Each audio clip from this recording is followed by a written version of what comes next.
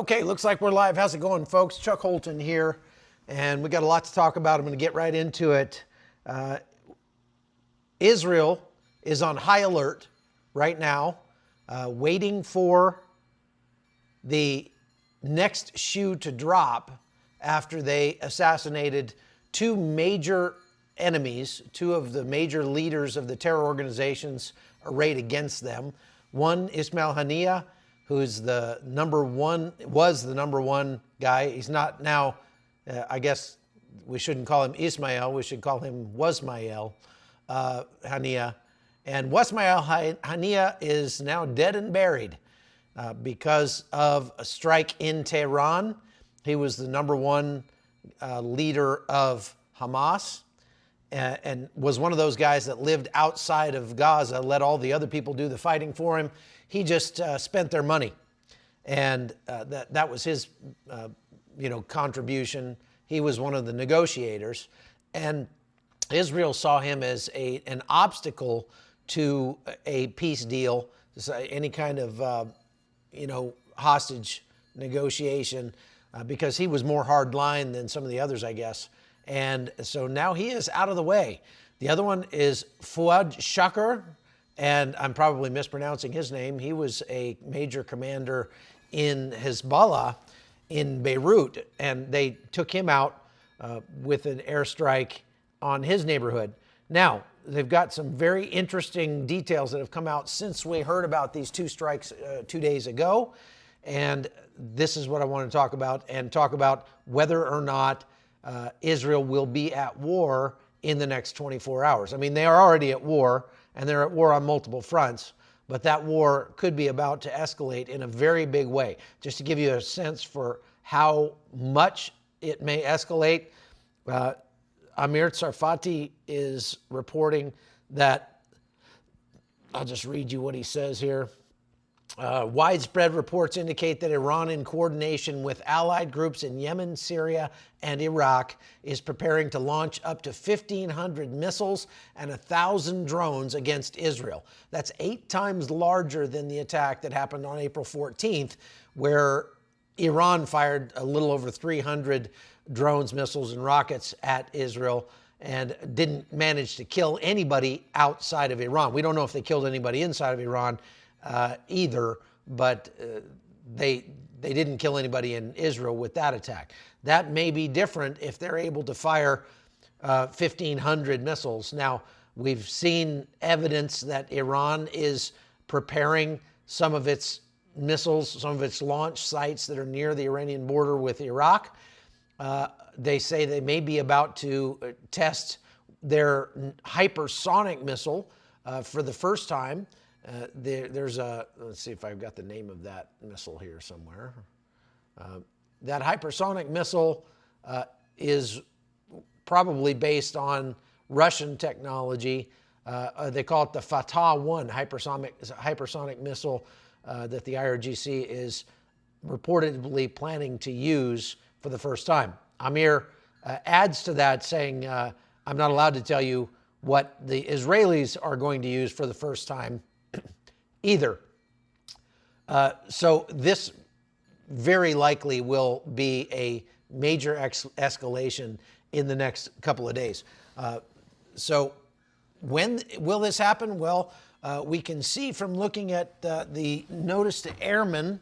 Hang on a second. I forgot to plug my laptop in. I don't want the battery to die. The notice to airmen, NOTAM, has been put out by Iran closing the airspace in Iran. And this usually would mean that an attack is imminent. Now, the red flag that I talked about, the red flag of revenge, this is a picture of it, was raised over a mosque in the city of, I think it's Qom, Qom, in Iran. This is rarely raised outside of the particular month, but I think we're still in that month, actually, Mukbarat or something like that. And this flag is calling for revenge on Israel for the killing of Ismail Haniyeh. I think it's cute to call him Wasmail. So now let's talk about that. Let's talk about that event. So this happened a couple days ago. It happened early in the morning, about 2 o'clock in the morning, Tehran time, in Tehran. Now I want to show you the map here and just give you a sense. And we were talking about this when I did the live about this when it initially happened. Like how exactly would they have fired a missile that had flown all the way to Tehran? You look here at the map, and we see Iran here, and right here is Tehran up here in the north. This is, oh, I'm sorry, that's Erbil. I'm in Iraq. There we go. Tehran right there. And if we zoom out a little, Israel has got to somehow deliver that ordnance from Israel all the way through Syria, through Iraq, and over here to Tehran. Not that they don't have the range in their fighters to do that, and not that they couldn't have flown a fighter jet like an F-35 through Iranian air defense, because the F-35 can certainly defeat Iran's air defenses. But as it turns out, it sounds like that's not what happened. There was initially reports that this was a missile that had been fired from someplace. Then the reports changed and said that it was an anti-tank guided missile that was fired from across the street. We've got some, I don't know if I put Haniyeh's, I put a picture of it in here somewhere. Let's see if I can figure out where I put it here. Yeah, there it is. So this is the building where Haniyeh was sleeping. This is a official residence belonging to the Iranian government, where they apparently put up diplomats and important people when they're visiting. And there were several other people that Israel probably should have smoked that were sleeping in that same building that night. But they only blew up the bedroom where Ismail Haniyeh was sleeping. Now, as it turns out, the reports we're getting currently are that the Mossad likely placed an explosive in that bedroom more than a month ago, some time ago, and it was a very sophisticated explosive that used artificial intelligence to determine when Ismail Haniyeh was in the room. And they probably, maybe under his bed or something like that, in the floor, who knows. And how they got it there is the stuff of Bond movies, I'm sure. And it wouldn't surprise me if someday a movie comes out about this, because it sounds like a real coup on the part of the Mossad. But they apparently got an explosive into that building, into that bedroom, because they knew that's where he stayed when he came to visit. And they were just waiting for for him to show up. And when they showed up, when he showed up for the inauguration of the new president of Iran, they got the okay from Benjamin Netanyahu, who is the head of the Mossad, and they just remotely pushed the button and sent him on the way to his 72 virgins. If there's any justice in the universe, his 72 virgins will be nerdy coder guys, who like to play video games, or something like that, with pimply-faced boys, teenagers. Anyway, so this attack, it sounds like it was a masterful stroke of espionage.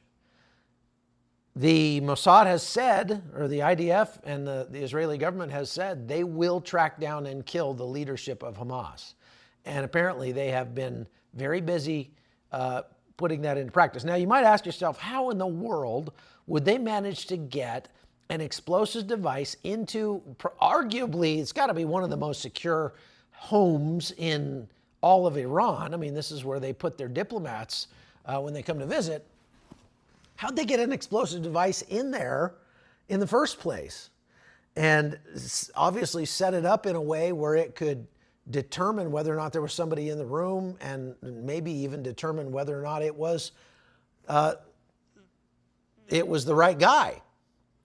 Well, this is very, very interesting. But if you think about it, it probably is not that difficult for the Mossad to recruit Iranians to do their dirty work inside Iran, because there are a lot of Iranians. I mean, I would even say possibly a majority of Iranians who would like to see the regime take a header.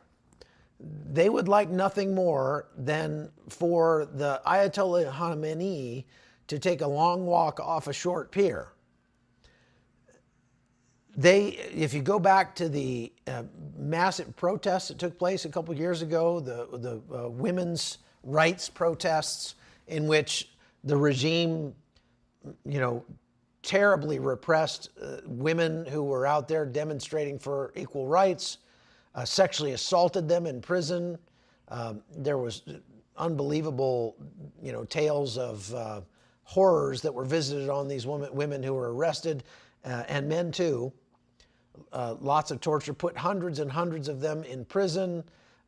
And if you look at, fast forward to just a couple of months ago, when the president of Iran was, this was about 3 months ago, the president of Iran crashed in a helicopter crash up in the mountains in the northern part of the country. There were a lot of Iranians who were celebrating inside and outside of Iran. I spoke with some of them when I was in Armenia. There are a lot of Iranians in Armenia because it's their neighbors, and they can go to Armenia on vacation. They go there to drink and dance and do all the things they're not allowed to do in Iran. And I talked to some of them who are at church. A lot of them are coming to church. They're getting saved. They're becoming Christians. And reading the Bible for the first time. My own family is there assisting with the ministry of handing out Bibles to Farsi speakers who are visiting the country. And they get a lot of the people seeking a lot of very good interest in the gospel. And they've even started churches down in the southern part of Armenia specifically for Farsi speakers who are coming across the border, either on vacation or fleeing the regime. And talking with those people, all of them were just giddy over the fact that the president, the butcher of Tehran, was killed in that helicopter crash. They were not hopeful that the new president would be much better, but at least he got what was coming to him. And when the most recent event, Ismail Haniyeh was assassinated in Tehran, those same people were celebrating on social media to the point where the government of Iran had to put the word out that if you are caught posting anything positive, anything celebratory about the death of Ismail Haniyeh, you and your whole family will disappear. My point is that it would not be difficult for the Mossad to recruit Iranians across the country to perform acts of espionage and spying for Israel. And especially if you sweeten the pot with the offer of money or residency or a place to live outside of Tehran. If the Mossad would help to get your family out and give you enough money to set yourself up someplace, no question, there's a lot of people in Iran who would be very glad to take them up on that offer. So this has the Iranian government pretty shook. their own repression, their own brutality is becoming their downfall. And it's likely going to cause a lot more upheaval inside Iran. And the Iranians know it too. The Iranians are not happy about Iran preparing to strike at Israel. Now, some are, but a good portion of Iranians are likely very unhappy with the thought that their country would be about to bomb Israel with 1,000 or more missiles and drones, because that the retaliation is going to make it dangerous to live in Tehran and other places across Iran. Most people, and I've found this to be true everywhere I travel. When I was in Armenia, there are still a bunch of Russian troops there.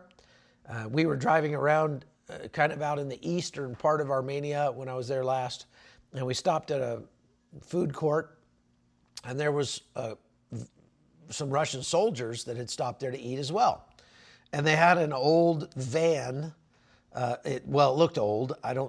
They said it wasn't old, but they had this, it looked like a VW microbus from the 1970s. They said it was a 2019 military van. And I'm like, wow, if they're still building them looking like that, they're a little behind the times. They certainly didn't have any armor on it. It didn't even look like a military vehicle other than the fact it was painted olive drab. But I was interested in the vehicle and the specs on it. And so I walked over with Rubina, my daughter-in-law, and struck up a conversation with these Russian soldiers. And you know what? Except for one guy, there was one guy who kind of stood there with his arms crossed, just, glaring at me. But except for him, the other guys were pretty cool, and I got the sense that they don't want to be at war with the West or the United States or even Ukraine. They don't want war. I mean, no soldier wants war. At least no soldier who's experienced war wants war. The soldier, more than anybody, knows the price of war and understands the value of peace.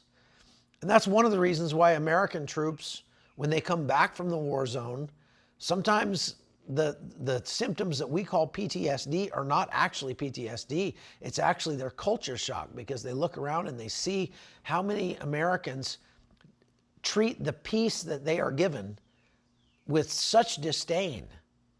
And they just sit on it and watch TV. They don't put it to good use. And here these troops have been over in the war zone getting a real sense of the true price of freedom. And people in the United States just take it for granted. And they get very frustrated, very angry about that. And then they get diagnosed with post-traumatic stress disorder. Well, it's not post-traumatic stress. It's a natural response to the fact that many Americans don't appreciate the freedom that they're given. But people don't go to war. Nations go to war. Governments go to war. And the people are the ones who suffer for it. And that may be about to happen, very likely is about to happen in southern Lebanon, in Israel, in Iran, and Yemen and other places too. So it appears that the Iranians are coordinating with their allies in Lebanon, in Iraq, in Syria, and in Yemen to perform a coordinated attack on Israel sometime in the next 24 to 48 hours. Now, I am trying to get back to Israel. My plan is to leave tomorrow and fly over there. My initial flight on United was canceled. And so what I have to do now is try to cobble together an itinerary.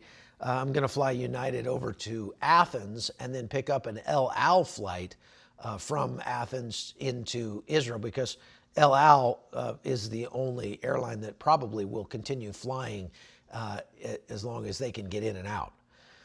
And so we'll see what happens. Be in prayer for me if you don't mind.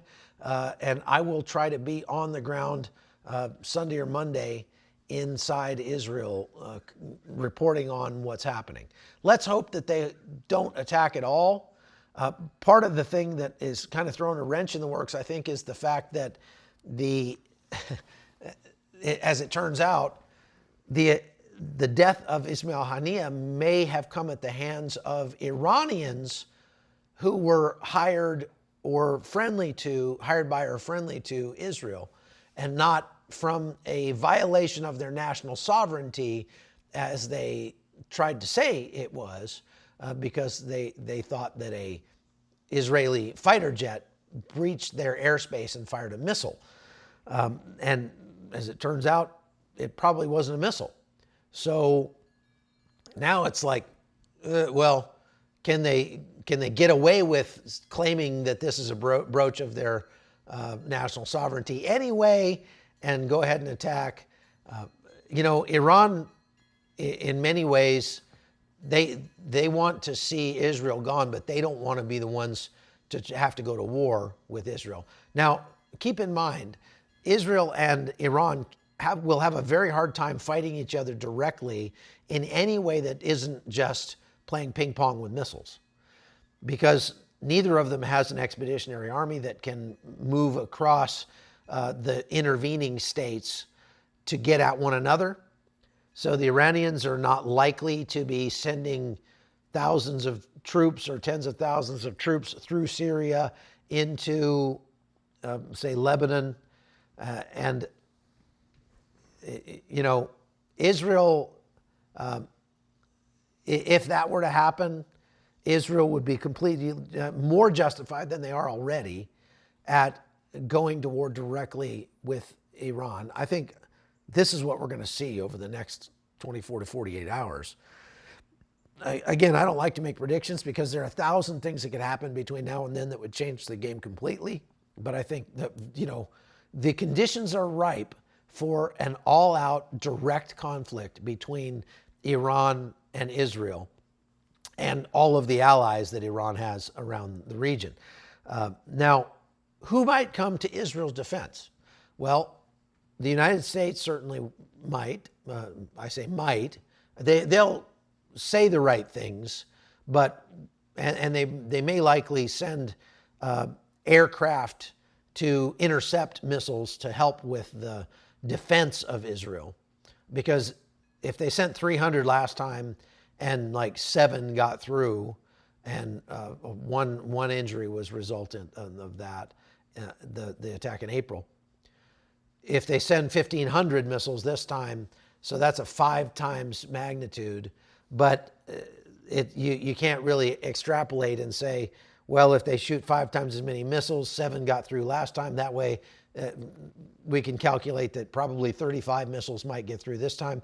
No, it'll probably be a lot more than that, because Israel's going to have a real hard time and easily get overwhelmed if they have to shoot down that many missiles and rockets and drones coming from all sides. Could literally come from all sides at this point. We've seen that the enemy has the ability to fire drones out into the Mediterranean that will then turn and come in from the west. Obviously, Iran is to the east and could fire missiles directly at them. Hezbollah is in the north and could fire missiles from the north. And the Houthis are in the south and could fire drones and rockets and missiles from there as well. So it's going to be a showdown. And so the question is, how many rockets, missiles, and drones can Israel effectively avoid, shoot down? And they don't put out that number. We don't exactly know that number, but it's not likely to be 1,500 at once. And so a coordinated attack like this could easily result in many more deaths, much more destruction inside Israel itself. That doesn't mean Israel is likely to lose this fight. They're not. I don't think it's likely that Israel will lose a war against all of these. Go back to the 6-Day War, and there were a lot of miracles that took place there. We'll talk about that in a second. But at the same time, Israel could very surely experience destruction and death on a scale that they have not yet experienced in this conflict. And so maybe it's time for this to happen. The Bible says that there's a time for peace, there's a time for war, and this may be the time for war, for all-out war between Israel and its enemies. And so the question is, how can we pray about that? I would pray from the book of, where we go here? Oh, wrong one. Just a second. So the book of Judges, chapter 6 through 8, tells the story of Gideon. And, you know, God told Gideon to take, so he had started with like 22,000 men. God told Gideon to tell anybody who was afraid to go home. I'm sorry, 22,000 men left when he said that. Okay? And at the end, he ends up with only 300 men after he takes the remaining 10,000 men. So he had 33 or 32,000 to begin with. After he takes the remaining 10,000 men down to the river, and God told him to observe how they drank. And based on how they drank, he said, send some of them home and keep some of them. And he was left with only 300 men. And he had to face the entire Midianite army with just 300 men, which the Midianite army, Judges 7:12 says, were as numerous as locusts, and their camels were without number, and they were as numerous as the sand on the seashore. So it was a gigantic army, and Gideon, with only 300 men, defeated that army. And the way he defeated them was that he didn't even really have to fight. Gideon and his men surrounded the Midianite camp at night, divided up into 3 companies. They blew their trumpets and broke their jars that they had used to cover their lanterns, and then shouted, a sword for the Lord and for Gideon. And that noise and the light all around them caused confusion in the Midianite camp and caused the Midianites to fight each other and kill each other off. And then they ran they fled, and they were completely routed because God sowed confusion in the Midianite camp. So I think that's what we pray for now, is that, as I've always said, we should pray that God will thwart the plans of evil men, that God will cause confusion and dissension among the ranks of the enemy, and that he will be the sword of the Lord for Israel, protecting Israel from its enemies. Israel is not a secular country. There are many secular people in Israel, but it's not a secular country. It is the only Jewish nation on earth. There are 50 Muslim nations, Muslim majority nations on earth, 50 of them. So there's a lot of places where Muslims can go. There's no place that Jews can go and call their own except Israel. And it just happens to be their homeland from more than 3,000 years. And so God is not going to abandon his people. We don't need to be afraid that Israel will be wiped off the face of the earth, no matter what idiots like Colonel McGregor and other people say. Israel will not be wiped out. The Bible makes it very clear. And we don't have to be afraid. I'm not afraid, even though I'm on my way to the war zone. I'm not afraid to go to Israel because, and I'm not saying that I'm not afraid because I know that I'll be safe. I don't know that I'll be safe. God doesn't promise me that. God never promised that I will be safe. He never promised that I'm not going to die doing this job or get injured doing this job. He just promised that he would be with me in what I am called to do. And folks, this is what I'm called to do in this life. I am called to bring the news about people who are hurting to the masses so that the masses can do something about it. Because I can't fix all the problems in the world, but I can tell you about those problems, and you and millions like you can actually make a difference and can help by praying mostly. Praying is the most you can do, not the least you can do. And by donating, by helping, and things like that. So on that note, if you would like to help keep me in the field, you can go to chuckholton.com and you can subscribe to support my work over there and get access to a lot of things I'm not allowed to show you on YouTube because they would demonetize me if I did. And some articles and things, you know, people over there like to share that are members. And what I'm doing right now is I'm trying to raise money to get my friend Oscar Blue Ramirez, intrepid Mexican journalist, to Israel to help report in Spanish on what's going on to the 500 million or so people in Latin America who deserve to have that kind of on-the-ground reporting as well. So if you'd like to help support Oscar, that's what I'm trying to raise money for at the moment. If you're donating money, it's not going to me. It's going to go to Oscar to try to get him over to Israel and be there with me so he can report to a whole segment of people that also desperately need the the information. So yeah, okay, I'm looking at these donations here. Harper Ann, thank you very much. Lily 756, you're very kind. MM, thank you. You've always been so generous, MM, and I really appreciate you. I think, MM, you ought to come with me to Israel sometime. You've probably donated enough to come yourself, so maybe you ought to just fly to Israel with me. We are still planning to take a tour to Israel and Jordan in October. If you're not already signed up for that, don't bother because it's full. And obviously we're keeping a close eye on what's going on in Israel. And if things are too dicey, then we'll have to postpone or cancel the trip. So if you are on the trip, just be prepared. But the reason that we wanted to go back in October is to stand with Israel on October 7th, the 1-year anniversary of these attacks. Thank you, Jen Zamaro. Thank you, Maria Ruth. Thank you, Lily. Very kind of you. Thank you, Rich Debusik. I really appreciate Seth B. You guys are great.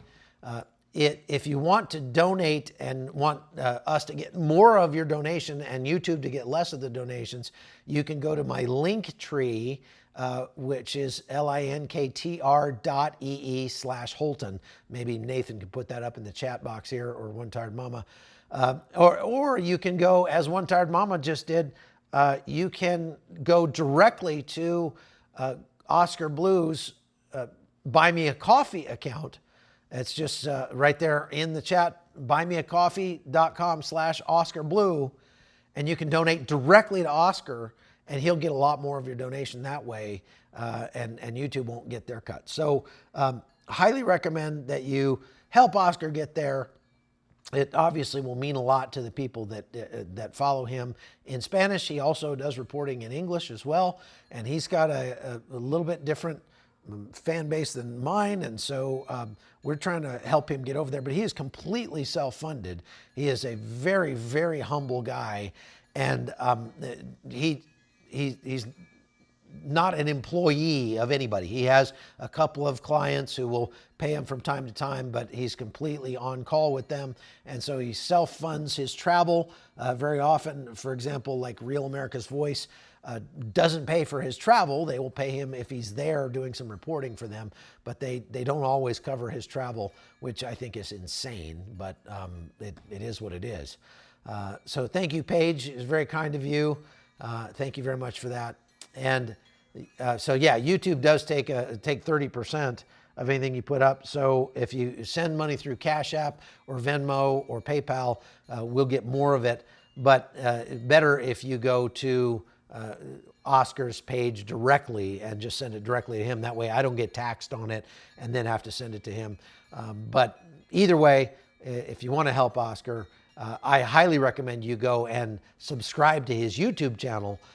And that is, he does a lot of great reporting on the immigration issue that you don't hear anybody else. He does the first source on the scene reporting. He's walked through the Darien Gap completely 2 times already in the past and has been down there many, many times. As a matter of fact, the government of Panama calls Oscar and says, hey, we've got some incredible news happening down here. Will you please come and report on it? Because he is so popular with people in Panama and other places around Latin America. Okay, so that's enough of that. We'll go back. I'm just going to repeat what I was saying before. Thank you, Sherry. Very kind. Iran has raised the red flag of revenge, calling for an attack on Israel, and they are preparing apparently a coordinated attack of up to 1,500 missiles and drones out of Iran, and they're calling on Hezbollah. Hezbollah is moving some of its longer range, more expensive precision-guided missiles into place, and is preparing for a massive attack on Israel that could come within the next 24 to 48 hours. Probably, if I had to guess, I would say it will happen tonight because we're talking about Shabbat starting right. It's already Shabbat in Israel, and they probably want to attack during Shabbat because they know it's more challenging for Israel to respond during Shabbat. So if I had to guess, that attack will come sometime in the next few hours. And again, we're praying for confusion to reign among the Iranians, the Hezbollah and Hamas fighters that are preparing the attack, the Houthis, that they accidentally attack each other, just like that happened in Gideon's day in the book of Judges. Let's pray that Hezbollah accidentally attacks Iran or accidentally attacks the Hashishabi in Syria or Iraq, or their missiles fly clear over Israel and attack the Houthis. God is able to do even that, and so we can pray that happens. Now, I'm going to answer a few questions here. Question: why does Israel not use long-range missiles but rely on their fighter jets for their offensive? They have a limited supply of long-range missiles. They have more like JDAMs, which make a dumb bomb smart. And so that's probably why they're more likely to use jets rather than long-range missiles. Long-range missiles are a lot more expensive and one-time use only. The jets they have a lot more ammo for the jets. Let's put it that way. Why can't Israel not join NATO? Why can't NATO expand outside the North Atlantic? Country boy, Israel. Benjamin Netanyahu, when he spoke to Congress this week, actually proposed a NATO-like alliance in the Middle East between, for example, Israel, Jordan, the UAE, Saudi Arabia, some of those countries that are normalizing relations with Israel, that are more friendly to Israel. An alliance like that would help to be a deterrent to further attacks like this happening across, on Israel. So aside from them joining NATO, NATO is North Atlantic Treaty Alliance, and Israel's not in the North Atlantic. NATO has expanded somewhat. I mean, neither is Turkey. Turkey's not in the North Atlantic either. But it's not completely impossible. But I think that countries like Turkey would block Israel from being able to join NATO, without a doubt. Turkey would veto that in a heartbeat, and so they would have to get Turkey out of NATO before they could get Israel in. There are other countries that are part of NATO that might also be hostile to the idea of Israel joining NATO, so that's probably why. Let's see here. Question: why does Israel not? Okay. And any conflict over in Cyprus since it's divided and the RAF is flying missions from there? I have not seen any conflict in Cyprus, Carlos. They just passed an anniversary of Turkey taking over half of Cyprus. And if you remember, I was in Cyprus a couple of months ago and did some reporting on that. So there are tensions there always, but I haven't seen any actual violence there because of this conflict. They're still bringing a lot of aid for Gaza through Cyprus, and so it wouldn't make sense for Turkey to attack like the port or something like that in Larnaca because the aid is going to their brethren inside Gaza. Question, why does Israel not, okay, you already asked that. I asked that a couple times. Let's go here. I'm backing up, trying to find some questions. Let's see. Thank you for all the donations. That's really going to help Oscar a lot. Is the iron beam up and working? Would it help in the north? So apparently, I read an article the other day, Brian, that the iron beam has been put into production. Now, we don't know how many units they have in production or how many they might have finished. I doubt that they have any, except maybe one or two prototypes that are actually functional at this point. And that may be one of the reasons why they have been waiting to go to war with Hezbollah in the north. They haven't attacked into Lebanon yet because they've been waiting for those iron beam anti-aircraft or anti-missile defenses to get online. If you don't know, the iron beam is like a Star Wars laser that shoots missiles out of the sky. They have tested it successfully, and they are building these things, but they don't have them in in use yet, in wide use around Israel. But we may see that if they're using them when this attack comes from Iran, and we see a bunch of lasers firing through the sky, I guess we'll find out that they've got some that are functional. Let's pray that they do. Let's go back and see if there's any more. Please like and share this. If you haven't subscribed to my channel, why not? The analytics tell me that really a minority of you who watch these lives, even people who watch them every day, are actually subscribed. Maybe because you're watching on Roku or something like that, and it's just too hard to mess with it. I get that. But you can go on your computer, you can go on your phone, and go over to YouTube and look me up and just hit subscribe. And it does help grow the channel. So please take a moment and go do that. It's free. It doesn't cost you anything. We're not going to spam you, but you can get notified if you so choose when I'm about to go live so that you can catch these things live. Question, do you think the U.S. and others will help again? Jillian, yes, I do. I think the U.S. and others will help. I don't think they'll go as far as like troops on the ground or anything like that. And I doubt that they would even go so far as like bombing sites inside Lebanon from a ship or firing missiles inside at Iran or something.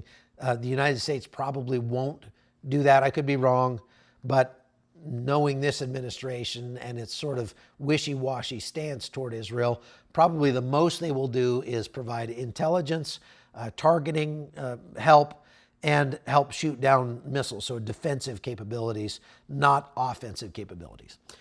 Peter Pfeiffer says, what is Egypt's role in the conflict? We hear very little about their involvement. Egypt has shut down their airspace. They have said that they're not going to take part one way or the other. They're not going to participate either to help Israel or to help Hezbollah. They're trying to stay out of it. They just want this whole thing to be over because this is just crushing them economically. It's hurting them so bad. And so they really want this over. And they are really hoping that they can just sit on the fence and watch it get over. Okay, so let's see here. Let's pray for the Iranian people. Amen to that. They will follow their conscience and rise up. It'll be very difficult for them because they're not armed, but let's pray that they find the will and the weapons somehow to rise up and overthrow the regime. As it turns out, just marching against something doesn't really help if the regime has no problem killing you if you do so. And that's what happens. So this is one reason why you should never give up your guns, because it's it's very difficult to fight against a tyrannical government if you have no way to do it. You know, strangely enough, just as a side note, some of you might know that I'm good friends with Lieutenant Colonel Oliver North. I was his cameraman for 6 years, traveled out around the world many times with him, spent probably a year of my life in Afghanistan and Iraq with Colonel North reporting for Fox News. And Oliver North is known for his involvement in what they called the Iran-Contra scandal. And a lot of people don't understand the Iran-Contra scandal. The way the media reported it was that the Iranians, the Reagan administration in the United States wanted to send weapons to the Contras in Nicaragua. The Contras were a pro-democracy military group that was fighting against the Sandinistas, who were a Marxist communist group in Nicaragua, and Reagan wanted to support them. But the Democrats in Congress blocked the Reagan administration from supporting them financially or militarily through something called the Boland Amendment. So Ronald Reagan pulled in Oliver North, who at that time was working for the National Security Council, the NSC, and he was a Marine major, I think, at the time, and had done a lot of sort of covert work for the CIA and elsewhere in the Middle East, trying to get our hostages in Beirut released. And so he pulled him in and said, find a way to keep the Contras going until we can find a way to reverse the Boland Amendment. And so the way the media reports it is that then Oliver North went out and sold American weapons to our enemies, the Iranians, and took the money and bought weapons and shipped those weapons to the Contras in violation of the Boland Amendment. Well, nothing could be further from the truth. That's not what happened. That's actually the opposite of what happened. What happened was Israel at that time was trying to offload some surplus small arms, M16s, rifles, things like that. They were trying to get rid of, they just had a bunch extra. And they were asking for help in finding a buyer.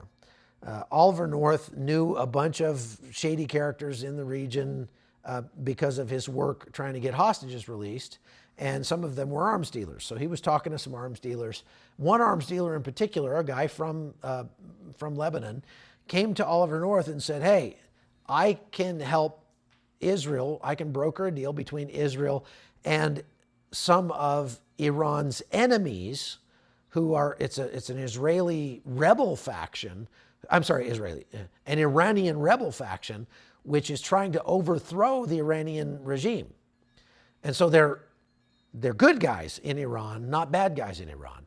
And I can help broker a sale between the Israelis and this offshoot, this faction of rebels inside Iran that would then assist Israel in its interests of, defending against the extremist regime in Iran, help Israel offload these. And, oh, by the way, he's talking to Oliver North. He said, if you put in a good word for me and help me get that contract, I know that your president is trying to get some help to the Contras, so I'll kick back a couple $1 million of my fee to help the Contras.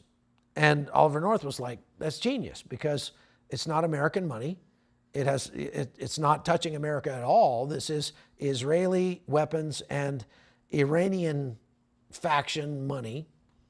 That Iranian faction then would pay the arms dealer. The arms dealer would then pay some money to help the Contras, and it wouldn't fly afoul of the Boland Amendment. It was a very creative way to get around it. And that gave Oliver North the idea to maybe find some other people who might help. So he went and talked to like the king of Saudi Arabia and said, hey, our president is trying to get this done, but we can't help the Contras right now. But it would mean a lot to us, to our president, if you did. And so the king of Saudi Arabia said, well, sure, I'll give him $30 million a month or something like that. It was ridiculous, some ridiculous amount of money. And so he really went around and got other parties to help support the Contras so that the United States didn't have to do it. And it did not break the law. But by the time it got into the press, this idiot reporter from the LA Times was reporting that Oliver North was selling weapons to our enemies, the Iranians, using the money to buy weapons for the Contras. And that's not at all what's happening. Not surprising, because this stuff is always like security theater, and you know how the government works. All you have to do is watch it today. So things have not changed since 1987. One of the reasons that I joined the military was because I was a senior in high school back then, and I went and was skipping classes every day to go to my friend's house and watch Lieutenant Colonel Oliver North stand up there in his Class A uniform in front of Congress and testify about the Iran-Contra scandal. And I was like, that guy's such a stud. I want to be like that, and I wanted to be a United States Marine. Now, unfortunately, as it turned out, I couldn't be a United States Marine because I scored too high on the entrance exam and I didn't have a taste for crayons. So I had to join the Army instead. But nevertheless, I did end up joining the military, and that was all thanks to my good friend Oliver North. And if you had ever told me that someday I'd be carrying a camera for Oliver North and he would be washing my underwear, because when we traveled together, Colonel North's a very humble man, and he used to do our laundry when we travel. He'd say, look, you do everything else, you work really hard. One thing I can do is do the laundry. Besides, you don't know how to use fabric softener good enough. And he could never teach me the value of fabric softener. So Colonel North would wash my underwear. If you'd ever told me that when I was a senior in high school, I would have thought you were smoking crack. So that's just a nice little anecdote for you to end this live. I'll go back and we'll see if there's any more questions here. Thank you, Dwight Thurner. Means a lot. Every little bit helps. So thank you so much for that. And let's see. Yeah, that's a pretty good, that's an epic story, isn't it? Let's see here. Any other questions? Not a question, but Nonia Business says, Isaiah 41:10, so do not fear, for I am with you. Do not be dismayed, for I am your God. I will strengthen you and help you. I will uphold you with my righteous right hand. And that is some good word from the Bible for today. We don't have to be afraid. And the Lord is still in control, even when it looks like everything is out of control. All right. So I think that's all. I've got a lot to do because I got to get to the airport. Please pray for my trip. Pray that I can get into Israel before all this kicks off.